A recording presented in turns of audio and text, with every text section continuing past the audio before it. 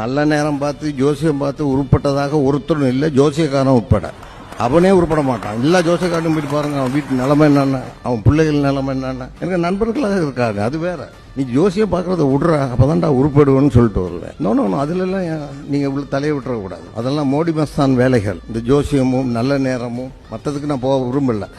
என் phone அந்த பொண்ணுகிட்ட கொடுத்துட்டு வந்திருக்கேன். வேணும்னா நீங்க அதை செக் பண்ணி பாருங்க. 1,00,000 கான்டாக்ட்ஸ் என் போன்ல இருக்கு. 1 lakh ப்ராட்காஸ்ட்ல அசோசியேஷன்ஸ் அப்படியெல்லாம் போட்டு ஏறக்குறைய ஒரு 400 குரூப் அதுல இருக்கு. ஒவ்வொரு குரூப்லயும் 800 பேர், 700 பேர், 500 பேர் வச்சிருக்கேன். அது ஒரு 2 லட்சம். ட்ரை பண்ணி பாருங்க. அதுக்கு மேல வாட்ஸ்அப் குரூப், அது ஒரு 600. யாரு என்னைய எந்த குரூப்ல சேர்த்தாலும் நான் லெஃப்ட் ஆக மாட்டேன். அது எனக்கு கொடை, எனக்கு வர்த்தகம் வரும் வாய்ப்பு. அது யாரு போட்டாலும் வச்சுக்குவேன். ஆனால் இந்த செல்போனை நான் ஆப்ரேட் பண்றது இல்ல.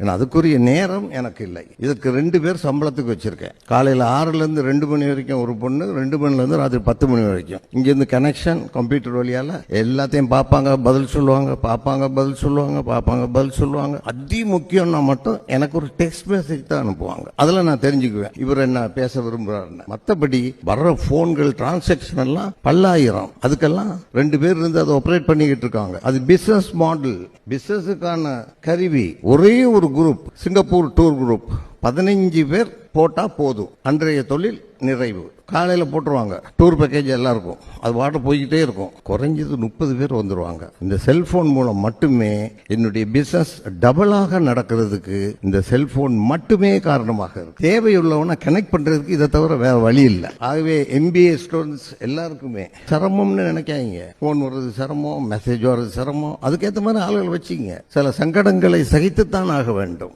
ஒதுங்கி ஓட இயலாது. நீங்க நான் லெஃப்ட் ஆகுறேன், அவன் மதத்தை பத்தி பேசுறான், அவன் ஜாதியை பத்தி எதை வேணாலும் பேசிட்டு போ. ஆனா ஓன் டூர் பேக்கேஜ் அவனுக்கு வித்துரு. ஓன் வேலையில கவனமாகும்.